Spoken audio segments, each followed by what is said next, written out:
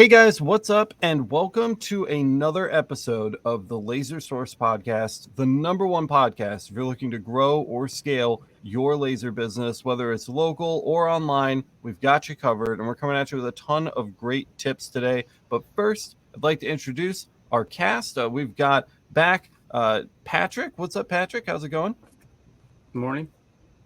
Gio's returning to hang out with us again. How's it going, Gio? Good morning. And for his Laser Source debut, Tyler, all the way up from Alaska. What's going on, Tyler? How's it going, man? You know, it's 5 o'clock in the morning. I'm here. Let's do this. You're here. You're a fighter. I like it. Good spirit, good attitude. We have a really interesting topic today, and this is something that I've really been working on the past year, and I'm excited to hear about your guys' input on it. We're talking about tentpole events and tentpole marketing, and the long and short of that is basically there are certain events during the year where you're going to see a huge ramp up in search traffic and interest from people until you hit that point, and then you start to see a decline. And so certain times of year, these repeats are going to be cyclical, and they're going to repeat over and over again. A great example is Christmas, right? Just Christmas gifts. You're going to see your sales shoot up during Christmas for gift-related items, and then after Christmas, those sales are going to ramp back down. So that's the basic kind of idea behind this tentpole strategy. And there are tons of different tentpoles that you can take advantage of throughout the year. I mean, if we're just sitting here listing off holidays, we've got Valentine's Day, St. Patrick's Day, you've got summer stuff, you know, flip-floppy, whatever, back to school, Halloween, just autumn in general is like a tentpole event now, you know, Christmas, New Year's, and there's a ton more. Then I'm sure we're going to talk about a lot of them on the podcast today. Have you guys ever tried to do any kind of like tentpole marketing with your lasers since starting? I know some of you guys are newer than others, but I'm really curious if this is something that you've messed around with at all. Patrick, let's hear from you first, man. Is this something that you've ever taken advantage of? 3 weeks ago, had the first little event that was a craft show, probably about 20 miles up the road, and took a bunch of coasters that I'd made and some small cutting boards and sold $500 worth of stuff between 9 a.m. and about 3 p.m. So it went pretty well. That's awesome. Yeah, craft shows are definitely like a cyclical event, right? They're going to happen over and over and over again. It's something you can plan for in advance. And if you know the customers that are going to be at those kind of shows, you can really tailor your stuff that you're bringing to sell there for that audience. So that's really interesting. Tyler, you're making sales, right? Are you like in business? Are you doing work for people and getting paid yet? I am. So I think just last week, actually, Monday, well, this past Monday, I guess, I went public per se, instead of just like, hey, people know that I've got this laser, to where people actually now can look me up, you know, on Facebook. When I posted to the group here on base, you know, my Facebook page, my Facebook business page anyway, immediately went up to like 50 likes from the 5 from my family and friends that already liked it. So that's awesome, man. People are definitely following it now, which is nice. Yeah. Do you have any plans? I mean, we're moving into like autumn and the holiday season now. Do you have plans to take advantage of those kind of events that are coming up? So the only one that I know of up here is pretty expensive to get a spot at. There's like a couple smaller ones. I went to a couple of them last year, you know, not selling anything, just going to like look at things per se. And there really wasn't a lot of people. I don't know if it's because it was height of COVID last year. And up here in Alaska especially, there's not a lot of healthcare. So, or not a lot of places for healthcare, I guess. And people were kind of staying inside. So maybe now that things are kind of, you know, ramping back up, people will be actually going out to these things. But the one that I was looking at was like a $500 spot, and you get like a 4 foot by 4 foot table. Yeah, it's really expensive.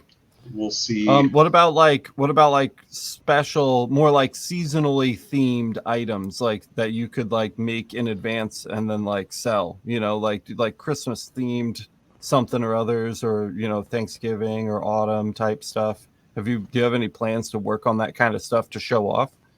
So I bought like 50 or so little 2-inch or 2.5-inch by 2.5-inch steel discs. I think I'm going to try to do some like Christmas ornaments, maybe customize them if somebody wants them customized. Like you go to Walmart, you know, or you go to Walmart and buy something, and then you bring it to like the local place that does your things. I don't know. There was something in the middle of our mall back home that you could bring literally anything, and they would just customize it for you. I don't know if they had like a drag knife or whatever it was. They would actually just customize it for you. So maybe something like that too. Yeah. People bring me a sleigh ornament and put names on it or something. Totally. I'm trying to open it up. Ornaments were really big. I know my mom, when I was little, would always get us an ornament every year. It would have the year on it and like what we liked that year. So I had like a Power Rangers ornament and all kinds of cool stuff. And then she handed that down to us whenever we moved out of the house. So now we have those, to put on our tree, and try to do the same thing with our kids too. Yeah, that's awesome. My mom always got me, every year she got me the licensed Crayola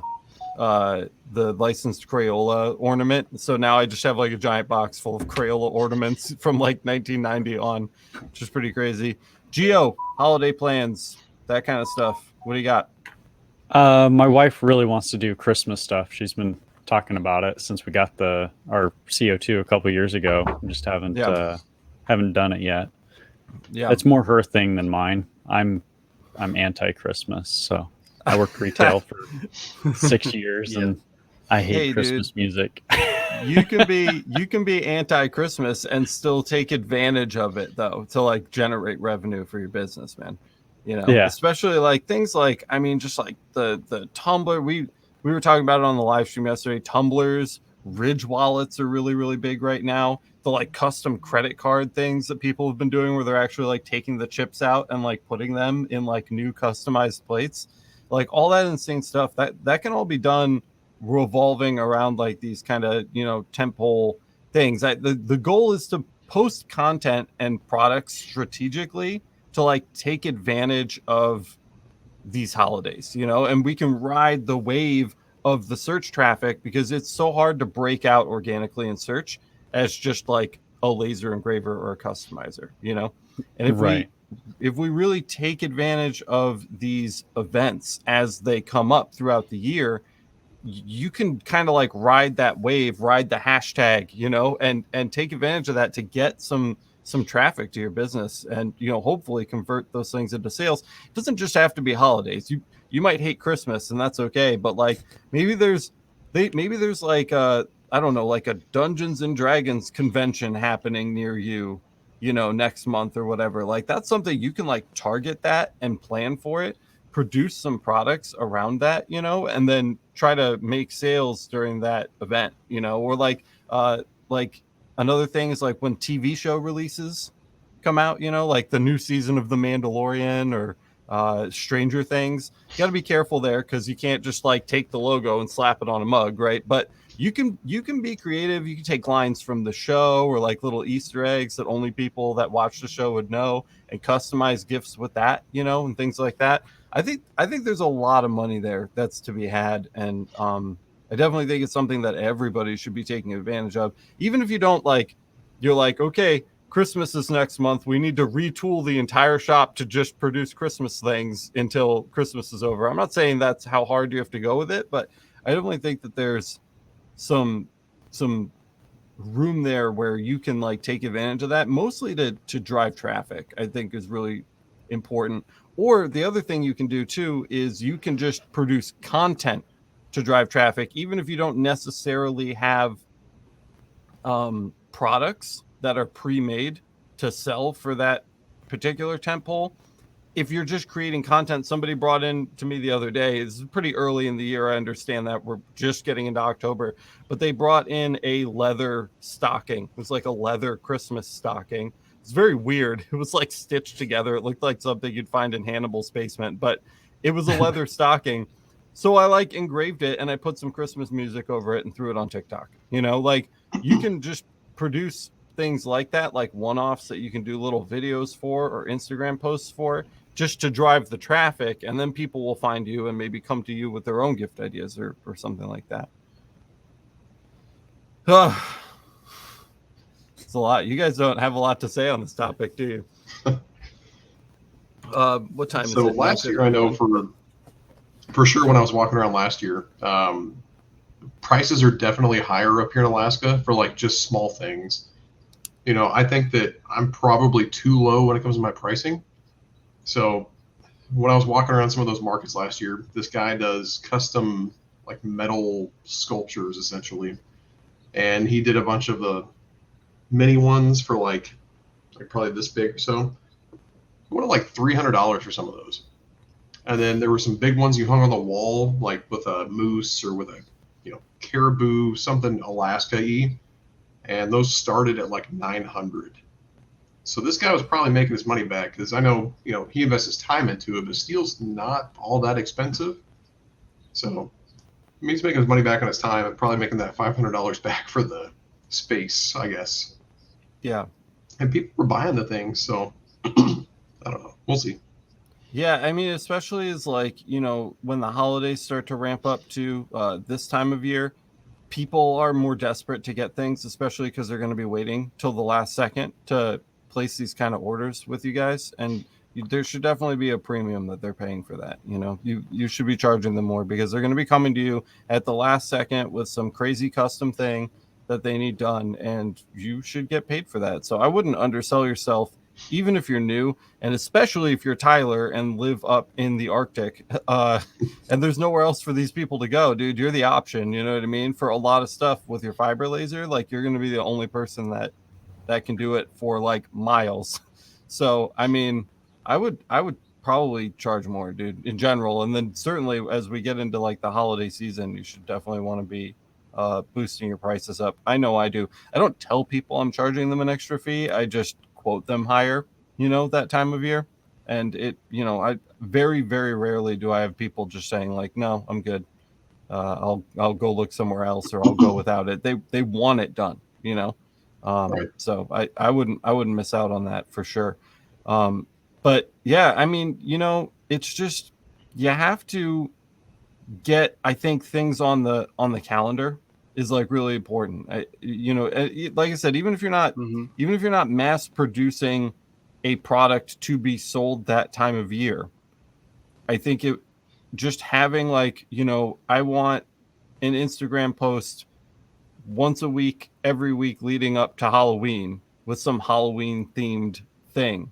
And we did like, so we had like those the chalkboards, the like fall themed chalkboards we just did an episode on for the channel. I have like these little pumpkin pins that we cut out of the Romark acrylic. They're like little tiny pumpkins. It's just 2-ply plastic with a little pin on the back. I mean, it seriously takes like 10 seconds and some super glue, and you make it and you throw it up on your social media, and it will drive traffic so that people will show up to you. Just getting them in front of your page, even if they don't have money to give you right now, or they don't have a sale, they're not a potential sale right now, just getting your name in their head for when they do need something as you roll into the holidays, I think is really super duper important. And I'm having a hard time trying to think of a person that shouldn't do that. I think, you know, go ahead, Gio. Yeah, even if they don't have the money to buy it or aren't interested, they may know somebody that wants to buy something like that or is looking for a product like that does have the funds available to get it. So, or they'll put it on their Christmas list that they want someone to get it for them for Christmas. So, I mean, you got to keep that in mind as well. Yeah. And I think like just content creation in general, like I know you guys don't all run YouTube channels, but like creating content to drive traffic, I mean, it's just like the number one thing that you can do. You know, if you did like best Christmas gift ideas for Air Force guys, you know, and it's like a laser engraved Ridge wallet, a laser engraved Yeti, and a laser engraved coin with the Air Force logo on it, you know, and like it's just like the top 3 gifts for people in the Air Force. And then you post that on Instagram. Even if you don't sell those products, like you're going to put the idea in people's heads, and then they're going to reach out to you and ask how they could get a hold of them. Even if you don't have like a fleshed out online store, they're good. You know, you can take custom orders for that kind of stuff. So I think like just upping your social media game and your web presence in general, especially around these like tentpole events as they come all year, is like a no-brainer. You know, you got like it every time of year, you have at least one major thing. January, you've got New Year's. February, you've got Valentine's Day. March, you have St. Patrick's Day. April, spring, I think, or Easter, right? Easter. Thank you. So April's Easter. May would be Mother's Day. That's a big one. June is Father's Day, I believe, and that's And like graduation.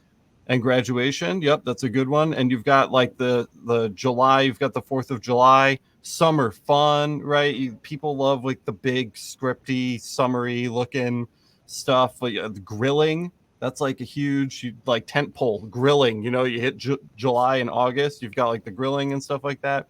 August, September, you're back to school. That's you can do a ton of different stuff there. Like on our website, on our web store, we sell little backpack tags. So it's just got the kid's name and their classroom number and their bus number and a phone number, right? And we just cut these little tags out and sell them with key rings on them to parents. And that's a really, really easy one to do. You can do them out of wood or Romark or whatever other material. You probably do metal ones. I didn't even thought to do metal ones before, but you certainly could do metal ones if you have a fiber laser. So that gets you to September, then October, Halloween, boom, easy. November, you've got fall is just like people foam at the mouth for fall stuff, you know, pumpkins and pumpkin spice lattes and corn mazes and Halloween and just like, you know, Thanksgiving stuff and grateful. Like we've all seen the grateful, right? In the big swirly cursive font. I'm not saying like sell out like that, but you get what I'm saying. Like there's just so much you can do. And then obviously Christmas is literally all of that stuff put jammed together into like one final psychotic month where people are literally buying everything. It doesn't have to be Christmas themed. It can just be good rock solid gifts, and you're gonna kill it. I mean, there's just too many people out there that aren't doing laser engraving for you not to be making like a butt ton of money doing this kind of stuff. So hearing that, I've and been looking at so you can get like business card holders on AliExpress for less than 60 cents a piece. Get something like that, and I know our local police department here, whenever they go on like, you know, traffic stops or accident investigations, they always have their little business cards that they give out to people. Like, hey, you know, here's my business card. Call me if you need anything. Do like their logo, you know, like the county police or, you know, even the state troopers up here in Alaska. Get that, put that on like a 60-cent thing and go donate it to the local police department. And then put your business name on the inside of that thing. People be like, huh, check this thing out. So I've really, really thought about doing that. I actually have it in my AliExpress cart right now. I get like 50 of them for, you know, less than $30 shipped, and it'll be here before the end of October. Yeah. So plenty of time to do that real quick, and then get that in the hands of them. So that way, you know, come November timeframe, they're looking for somebody to customize something, or they need something done right close to Christmas. Oh, hey, here's my business card holder. Hey, here's where I can call. Yeah, that's awesome. And that's like kind of what I was saying earlier about like just understanding the customer. If you know what's going on in their head, you know what I mean? You can like be 4 steps ahead and like plan those epiphanies for them in advance. It's really, really powerful. It's a really powerful thing. And the businesses that understand their customers the best are going to be the ones that win. And it's not just, you know, people like to look at these broad demographics and say, I understand my customer base. It's, you know, 70% women from 20 to 25 or, you know, 20 to 35 or whatever. And they like to shop during wedding season. And those are my customers. And I think you can take that further. I think you can step up and contextualize that based on what's going on, you know, during certain events or certain times of year or in certain like geographical locations, like the police station, right? Like that, the people that are working at the police station have a certain mindset when they're going into work every day. They have goals they're trying to accomplish. And you're saying, how can I take advantage of that? You know what I mean? And provide them with something that's going to drive traffic for me in the future. It cost you next to nothing. You know, you're not throwing $100 at, you know, a Facebook ad that may or may not get you something in return. You're throwing maybe $30 or $40, and you're actually getting them something. You know, you're helping out the community, giving them something, and plus maybe you're grabbing yourself some business too. Yeah, absolutely, 100%. Well, I'm trying to.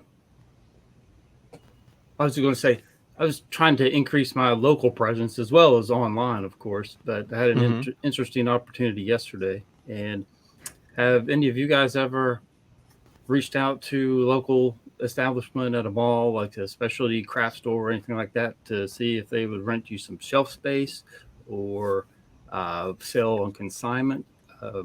So I spoke with a gentleman yesterday at the mall who's opening up a new shop, and I want to be able to put some products on some shelf space in his store. So I'm going to try to keep with the, the monthly theme of what's hot. And also talking to him, he was able to explain, okay, people really like cardinals right now. They like owls, the type of crafty products that people are buying. So that's a helpful thing to get you into business locally.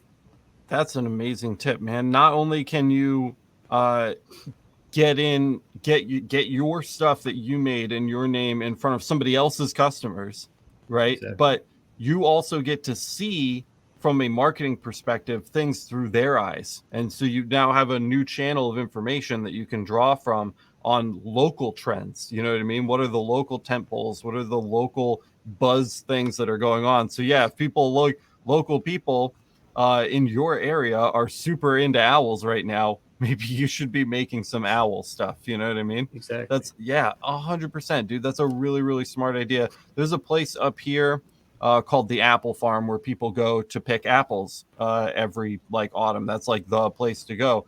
And I might not put resources into selling there year round, but in the fall, you know what I mean? For that, there's another tent pole right there, like apple picking season. Their doors are open, and I could potentially go there and get them to place some of my products. Maybe I could even brand stuff for them. It's an apple picking place, so maybe I could put apple picking themed stuff onto products that they can then sell in their shop, or even just their logo for free. Do a couple water bottles or just little take home trinkets or keepsakes or something with their logo on it, and just give it to them for free. And they might love that and ask you to produce a whole run of them. You have no idea, and so certain businesses are cyclical like that, like the apple picking stuff, where it's harvest season, we're there in the fall. That's when their customers are there. And you can look around at those kind of businesses too and try to take advantage of them in a similar way. That's a really smart tip, dude. That's a really, really smart way to think about that. I asked the shop owner to come up with an idea of something that he might want to sell in his shop that would benefit him, of course.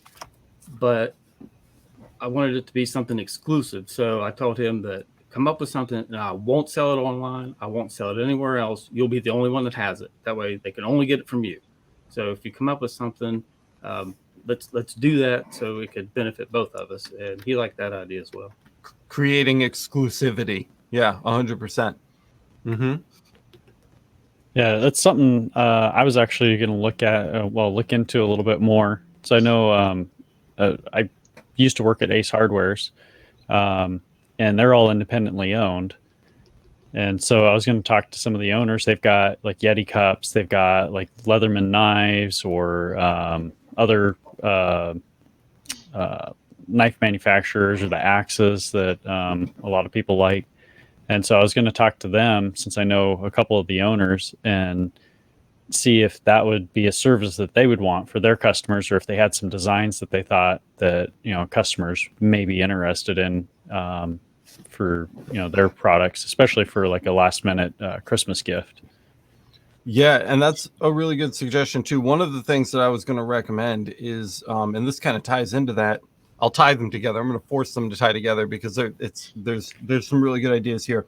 But even stores like that, like the Ace Hardware, Ace Hardware follows tent poles too with what they carry in their stores. You know what I mean? How can you integrate that cooperation with them into those tent poles too? Because they're going to be selling water bottles in the summer, but they're going to be selling coffee tumblers in the winter, So maybe there's something there where you can take advantage of that. And again, that's another resource for you to draw a new perspective on what they think their customers think is popular that time of year. There's a huge wealth of information. So if you can take advantage of that and get your foot in the door, you're gonna see those bumps in sales and traffic with them as you're customizing things for them, especially if you're doing the exclusivity thing and the customers that are getting those items can only get them from Ace Hardware. You know, that gives you a little leverage too. So you can say like, yeah, we'll do the exclusivity. Ace Hardware is the only place to get it, but I want my name to be shown too. You know what I mean? Like I want people to know that I'm the one doing the customizing. Because if you're not getting brand recognition out of that, then you're not getting anything except raw sales. And raw sales are fine, but that's not a long-term vision or security, you know? So you want to get that brand recognition in there too. But even places like if you're struggling to come up with ideas, you know, another thing with the Ace Hardware is a great place to start. Check out the grocery store, Target, Walmart, right? They all follow those huge. If you walk into any of those stores, you know what season it is, you know, and make the stuff that they're selling, make the stuff that they're moving. They spend millions and millions and millions of dollars on market research for these tentpole events every single year. Exactly. They know what's going to sell. They know before you do. They know a year before you do what they're putting out on those shelves for that season, for that year. And whatever they're producing, that's going to move. And there's always going to be people that are going to prioritize small, locally owned, handcrafted businesses over big box stores. So if you can take advantage of their market research and produce the same kind of items, the same stylized items that they're producing, they will make sales because they've already done the market research for you. Let them spend the money. You take advantage of that and try to produce your own product that mirrors the style and attitude of the stuff that they're thinking is going to be trending. Because likely if you find it on like one of those store shelves, you know, I doubt the local Walmart's going to want to take you up on that kind of deal offer like the Ace Hardware would, right? They're different things, but you can take advantage of that relationship in a different way because they're spending all of that money marketing for those tentpole events every year. And if you can find stuff in those kind of stores that you can produce on your own, you're going to be in really, really good shape. It doesn't even have to be fancy, man. You know, it could be something basic, like a little like miniature palette that just says like, you know, summer fun on it in like a stupid font. People buy that stuff. They buy it. People buy it, you know, and we can make it. That's like we are set up to like produce those products, even if again we're not producing thousands at a time. I'm not saying re-gear your entire shop every time of year, but do a couple, and it could drive traffic, it could drive interest, and you might have people reaching out to you to create custom versions of those things that you're creating. Because that's another thing. The Walmart, Target, you know, they're not going to be doing that. You get your kind of boilerplate version of the tentpole item, and then that's it, and people use it to decorate their homes. You get to offer the additional service of customization on top of that, and I think that can be very powerful. And then going back to them starting to put things out, that also gets people in that mindset too. Like they walk in, you know, right now I guarantee you as soon as they start taking off this Halloween stuff, Christmas stuff's gonna start rolling in. So everybody's in that Halloween mindset right now. As you walk into Walmart, and boom, right up front, you got like, you know, Halloween themed Oreos, or, you know, here's like a small rack of Halloween costumes. But in less than a month, you know, I'd say even before the end of October, they're going to start clearancing that stuff out.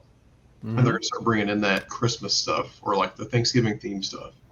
And then the people that walk into Walmart or Target are going to be like, oh, I guess it's time to start looking at Christmas stuff. And then they'll start doing their research. So that'd be like you said, the perfect time to start marketing that stuff too. Yeah, you really have to plan in advance. You don't want to be cobbling together your strategy as the holiday is approaching. Like you're already too late at that point, you know. We should be strategizing for Christmas now.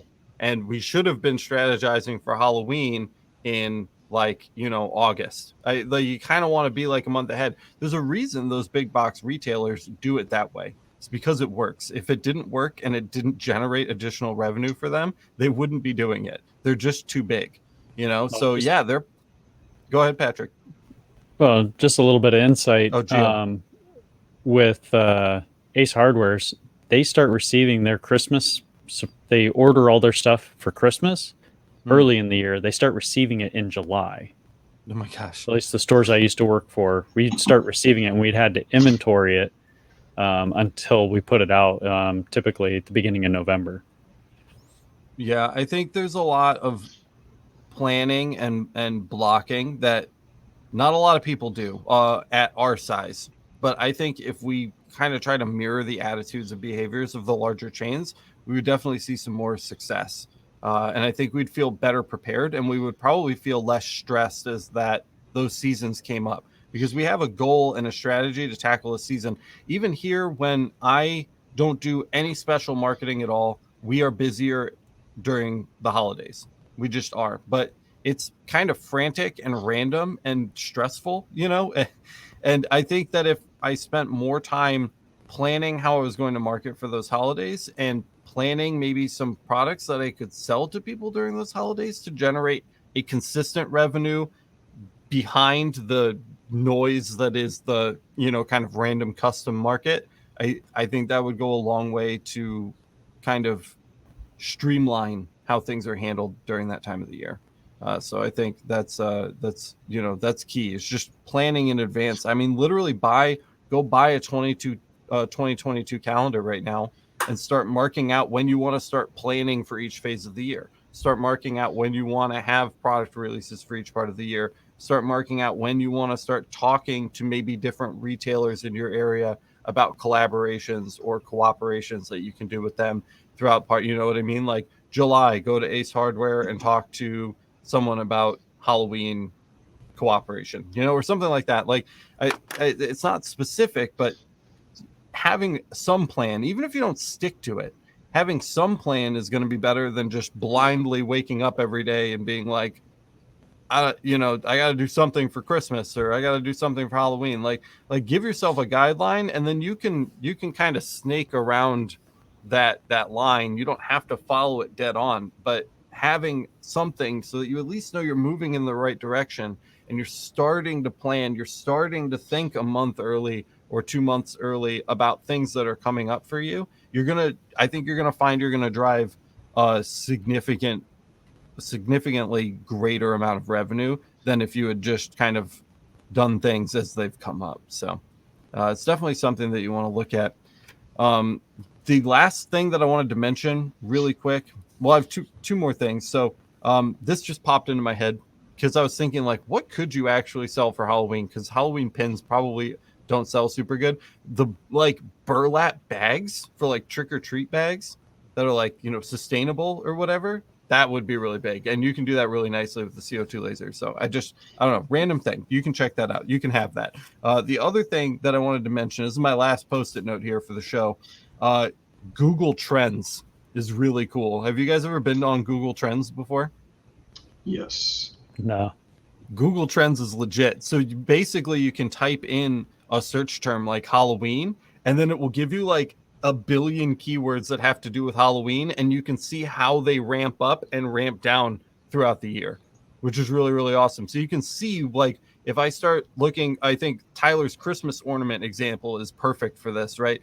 If I type in custom Christmas ornaments into Google Trends, you can literally see on a graph with January through December exactly when the Google search results start to spike for that. And you can use that tool to start building your calendar, right? Because if people start searching for custom Christmas ornaments on October 20th, you can see it there on Google Trends from this last year, and you can mark that day on your calendar. Start producing custom Christmas ornament advertisements or creations or examples, or start talking to local hardware store retailers about showing off my custom Christmas ornaments.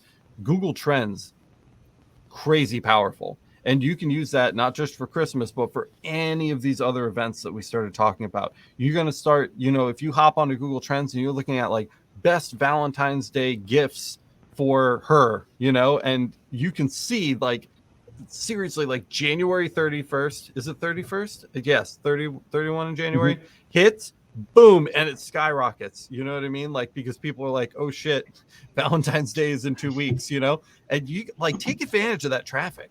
People aren't taking advantage of that traffic, I promise you. Like, it seems like common sense, but people aren't doing it. And if you do it, you're going to win. It's just like one of those, it's just such a no-brainer. And I really want people to start thinking about how they can take advantage of these tentpole events, whether it's a holiday, whether it's a media event, whether it's a big TV show, a local convention, some kind of craft fair that happens annually or semi-annually in your area. You know, sporting events like the Super Bowl. I mean, there's like all kinds of stuff literally all year long that you could be using to, and I think this is the main goal here, drive traffic to your website and get your brand out in front of the people that are going to make purchases from you all year long. I think that's key. I think that's the major takeaway from this. Do you guys have any like final thoughts on this topic? So it doesn't always have to be. Oh, sorry. Go ahead. With Google Trends, just to piggyback off of that, do you know of any good resources for hashtags, whether it's TikTok, Instagram, Facebook, whatever, to help boost your exposure on social media? They're hashtags. Let me think. I mean, so here's the number one place to get good hashtags is from content that's already trending. That's where I would start rather than paying a service or using a service to get that kind of information. I mean, Instagram, YouTube, they give you everything that you need to know in your analytics in order to be successful. You just need to know how to read that information. And we can do another episode on social media, which is just a whole nother ball game. But, you know, just go to like type in a search term, you know, type Halloween in. You type Halloween into Instagram, it's going to give you two tabs that you can pick from, top posts and recent posts, right? Click top posts and see what those top 9 or top 12 posts are using in their hashtags. And boom, I mean, you've got, that's money. That's the stuff that's rising to the top. But it's not enough. You can have the best hashtags in the world. If the content isn't being engaged with, then you're not going to see those kind of results. So hashtags are only part of the equation when it comes to making good social media content that can rise to the top. But if that's a specific thing that you feel like you're struggling with, you feel like your content's really in line with the tentpole for the season, you feel like it's really high quality and it's not getting hits, and you feel like you need to improve your hashtag game, I would check out the top posts in your niche. Don't just try Halloween, try trick-or-treating, try spooky season, try autumn, you know, and look through those and try to create kind of like this amalgamate, you know, group of hashtags from those that can get you into the top spots on those categories. I think that'll really help step up your hashtag game when you're trying to, you know, surf these trends. You know, I think that's a key strategy there. It's the same thing on YouTube. If you're producing YouTube videos about your laser engraving business, which everybody should be doing, by the way. Doesn't necessarily have to be like tutorials like we do here on Laser Source or on the Laser Everything channel, but just showcasing your skills or projects that you've done for people in the past as time lapses or something. You should be on YouTube. Very easy to theme your videos. You stick a little Christmas tree down and you engrave a wallet with somebody's name, and now it's a Christmas video. You know, so it's not that hard to do, and everybody should be at least uploading clips of the kind of work that you're doing because people love seeing it. It's easy to go viral, and it makes your business look really, really good when you show people the kind of professional skill that it takes to get into your machines. So Instagram, obviously massive right now. YouTube is huge. TikTok, I know it's for 12-year-old girls, but so was Instagram when it came out. And that is just people, the adults are moving into those social media things. It always happens. Be early. The people that were early to Instagram and the people that were early to YouTube are killing it right now. And the worst case scenario, you sunk a few hours a week into a platform that doesn't really take off, but it's got like 1 billion users or some like crazy amount, like hundreds of millions of users at this point. So I'm pretty sure it's not just going to randomly die off. It's here to stay. Start a TikTok account, make an account, upload a 30-second video of you engraving a Ridge wallet or you engraving a buck knife once a week, and watch that traffic come to you. You know, social media is free. It doesn't cost anything but your time. There's no reason that you shouldn't be taking advantage of that and trying to learn how to leverage that as best you can. And of course, the last thing is Google Ads, right? I spend probably between like $150 and $300 on Google Ads every month. I could spend more and it would drive more sales, but I've been focused on YouTube. Google Ads is a no-brainer, and you can set up ad campaigns that happen during certain times of year based on those tentpole events. Looking for the best Christmas gift, try 322 firearms. You know what I mean? You got a gun lover in the family that loves Christmas, 322 firearms, or just something like that. And you're gonna see results on those specifically targeted ad campaigns rather than one that just says, "Are you looking for custom engraving?" 322 firearms. Like leverage those events, change your ads up. Don't just set an ad and run it all year. Leverage those events and use them to your advantage, and you're gonna see results. You just will. You're gonna see results. And I think that's about what we have to cover today, unless anybody's got any last thoughts. So completely unrelated to this, the Discord just hit 1,000 members. Hey-o. And we're gonna talk. We can chat all about that and a whole bunch more, because I want to touch base. I want to, especially with Tyler, because this is the first time we've ever had Tyler on. I want to get a little more into where I want to see your machine setup. I want to talk to you about what you've got going on, how much practice you've had with it, where your skill level's at, what your plans are for the future. So if you guys want to hear about what Tyler's got going on in his shop, and of course we're going to get an update from Gio on Maker Theory, and we're going to talk to Patrick about all of his amazing success that he seems to be having on a daily basis at this point.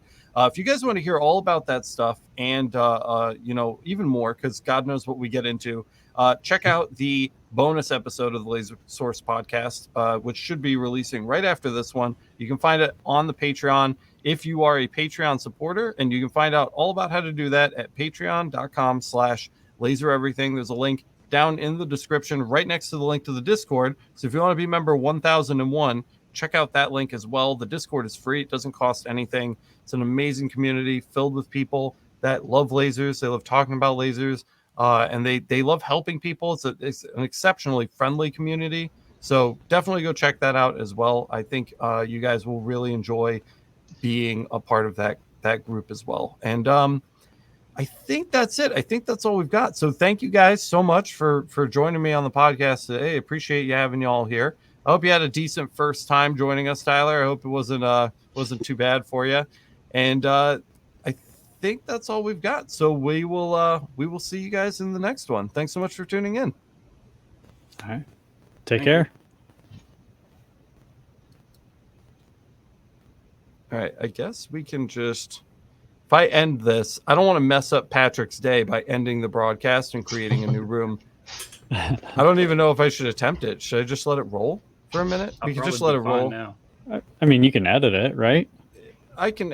Patrick says it'll be fine. I'll create a new room. So new link coming at you guys for the Patreon bonus in just 1 second.